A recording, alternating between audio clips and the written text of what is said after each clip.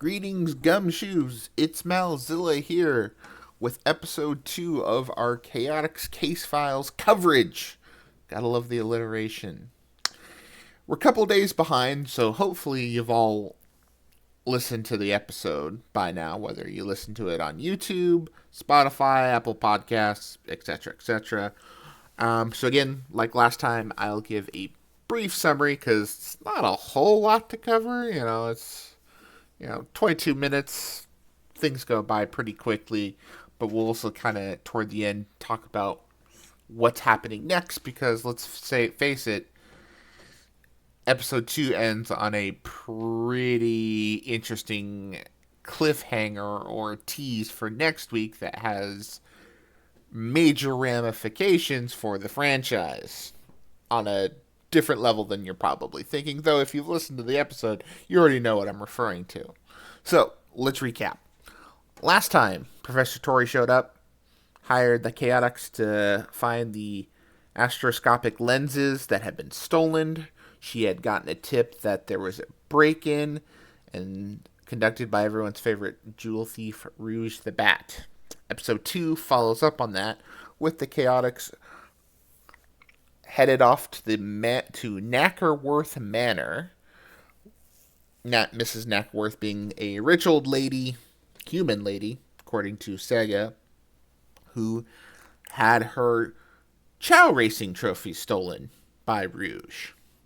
Now, Gunn is also patrolling, which both SBO, Charmy, and Vector find kind of peculiar. And, the fact that they have shown up right after the theft definitely raises some, potential eyebrows as we look to who exactly is the culprit of this story, and we'll kind of delve into that later. But after some sleuthing, Charmy in the skylight finds a green feather, which, considering there's only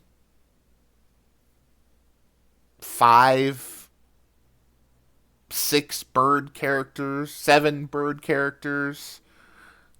in the greater Sonic franchise that most fans would know, and 2 of them are green, and 1 of them is from Fleetway, it's pretty obvious that this feather belongs to the good old Jet the Hawk. So, after a little Google, or whatever Sonic's version of Google is. Have they actually introduced Google in Sonic yet? I don't know.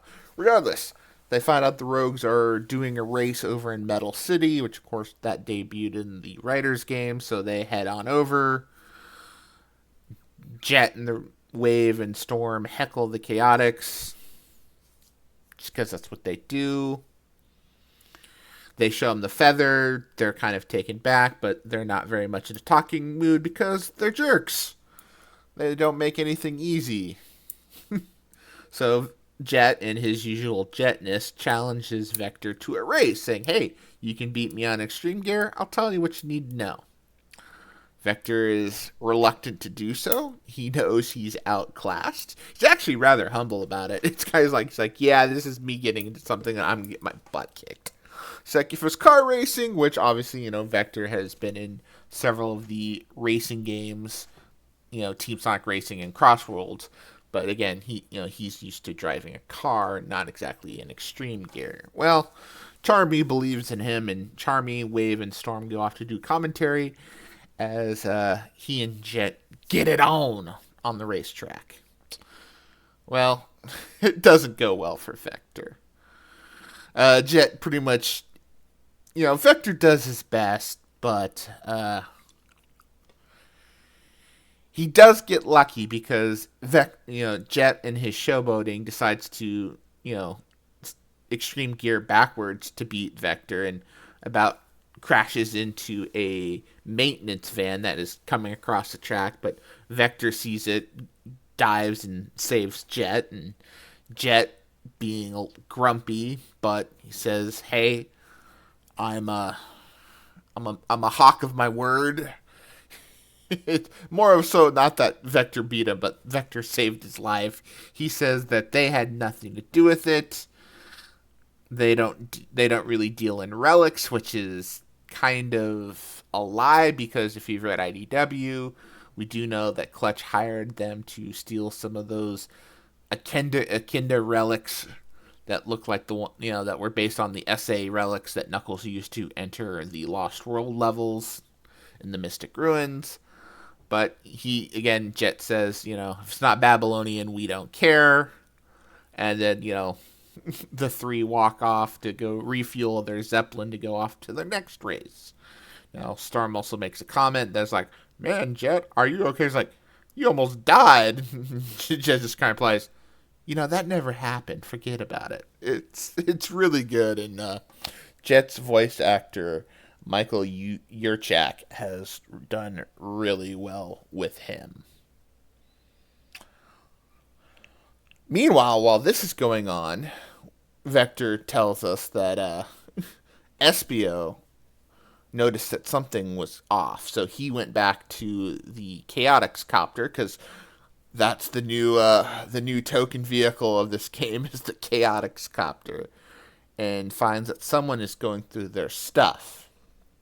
And who is this someone? Well, why, it's Rouge the Bat, of course. And Rouge is, Espio confronts her. She kind of says whatever.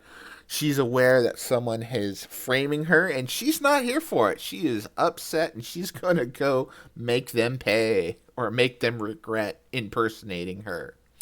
But she knows she couldn't figure out who it is or get her work done if the Chaotix were, gumshoeing about. So she, left the hawk feather, Jet's feather, at the Knackerworth Manor to throw the Chaotix off, as a bit of a red herring while she went to do some individual sleuthing.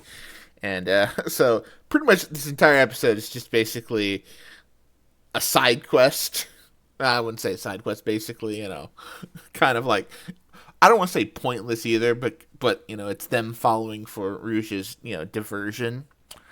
But Rouge does try to entice Espio to do some one-on-one sleuthing, espionage, stealthing with her. But due to Espio's lack of game and understanding of Rouge's, intentions, he says no, and she says whatever.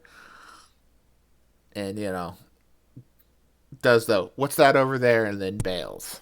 Espio, kind of confused, reunites with Vector and Charmy after, Vector's race with Jet, and says that Rouge was looking through their stuff, but he feels that she's telling the truth and she's not behind it, and that them investigating the rogues is basically, a wild goose chase. So, once again, they have no leads. Except Espio notices that Rouge has yoinked one of his kunai, and he's very upset about that. But she left a note that they read that if they're looking for more clues, they better hurry up to the museum at Spiral Hill. So that's where that part ends. We, flash forward back to Vector's narration, and Vector tells Sonic and Eggman, and by this time Eggman is like fully invested. He and Sonic had made some commentary throughout the story, but Eggman is super invested. He wants to know what these lenses are. Maybe this is, him saying, I'm going to take these for myself. So, let's tell the big bad about these new, items of power. Going there, Vector. But we find out that there's more to the story, and as mentioned in the note,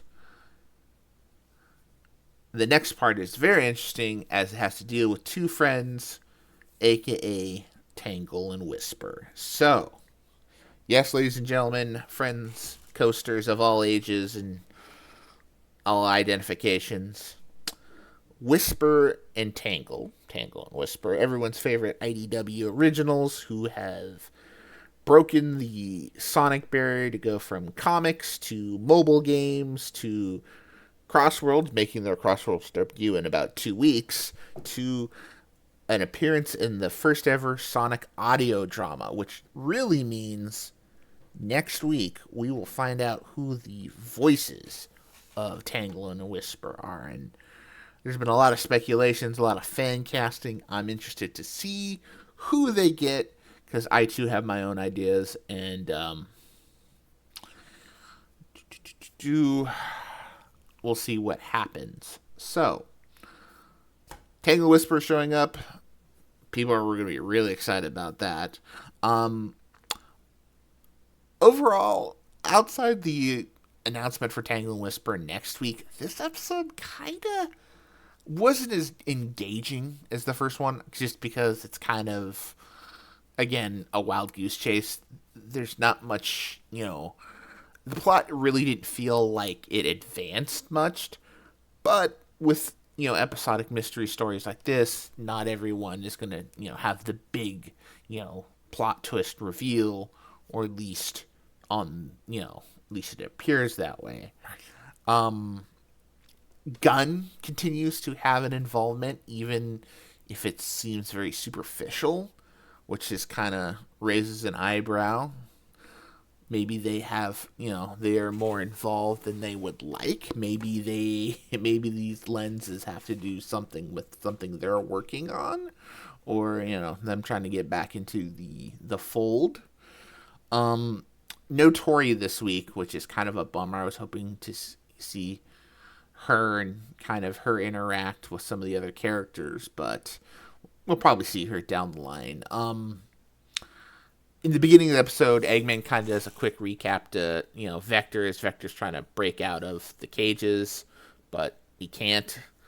But he just, he refers to Victoria as some researcher from Spagonia University. So, still no proof that Victoria is Maria's younger sister and thus Eggman's cousin yet. That theory is still alive, though, and I'm sticking with it. Also, Rouge was not as prominent in this episode as I thought she'd be, which is kind of a bummer because, in these, detective story mysteries, you got to have your femme fatale. You got to have your femme fatale, kind of stirring the pot. And though she does stir the pot a little bit, I figured she'd take on a bigger role, though. She's probably going to show up further down because clearly she is at least one or two steps ahead of the Chaotix in the search for the lens thief. Once again, Rouge is portrayed by Karen Strassman, much to some of fans, I would say not their delight, but they're kind of, she's not exactly the most popular Sonic voice actor at the moment, but her direction was very, a lot of fans said, despite that, they enjoyed her performance this time, which is interesting because, she's one of the voice actors. She's a very talented voice actress. She's voiced a lot of femme fatale characters over the years. Melina from Mortal Kombat, just to name a couple. Vanessa Van Cleef from World of Warcraft, to name a couple. But her Rouge has been hit and miss. Often, the direction she portrays her a little bit higher in pitch, which can kind of come off whiny. Her take on this one was a lot more muted, a lot kind of more almost monotone. It felt robotic at some points, which is kind of weird, but has kind of made me think of things. There wasn't a whole lot of inflection, except for one part when she kind of tries to seduce Espio into, going off and doing a mission with her, and then she kind of says, yeah, whatever. Didn't get that quite inflection that we've seen her like in Shadow Generations, but then again, she didn't, I don't know, something felt off, which could be contributed. It could be a plot point. It could be the fact that apparently she, Karen recorded her lines separately from the others because again, they're doing this as, an ensemble recording at the Studiopolis recording facility down in Burbank, and there was a scheduling, issue with her, so she probably just kind of recorded them off-site. So maybe that's why there's a little bit of disconnect, unfortunately. But we'll find out as we continue on. Or, like I said, it could be a plot point in the fact that maybe Rouge isn't Rouge. Because, again, obviously we have someone pretending to be various Sonic characters, whether it be Knuckles or Sonic. So that makes us think of two characters with metamorphic abilities. Mimic from the IDW comics, who recently just bit the big one, got turned into Takoyaki in what would seem to be a final battle with Whisper, or this is Metal Sonic, who, at least in his Neo Metal form, has shown to be able to, T1000 himself into different forms. So, given Eggman's kind of interest in lenses and the fact that he doesn't really know what they are, I don't think Metal Sonic is involved, though I've heard some people sketch like that maybe Sage is the one going after these and she's just using Metal Sonic to get the lenses to give to her dad as kind of a present, which would be kind of cute and kind of fun and kind of coincide with the fact that Sage has just made her IDW debut. So some, brand synergy going on there. Mimic, again, would seem it, especially now that Whisper and Tangle are involved, which leads to a whole other things. Wouldn't it be crazy if we got a voice actress for Surge in a couple of weeks? Crazy. But, oh no, it might not be the other one. I still think Tori knows more than she's letting it on. I've seen some people think of the, museum curator from episode 1 might be involved, but who knows. But all in all, I'm excited. This has been a fun little week to week, audio drama, and I hope we get a good, 5-6 episodes out of this, because 2 episodes in and it seems like we're still pretty far off from finding out the mystery behind all of this. So until next time, Gumshoes, stomp you later.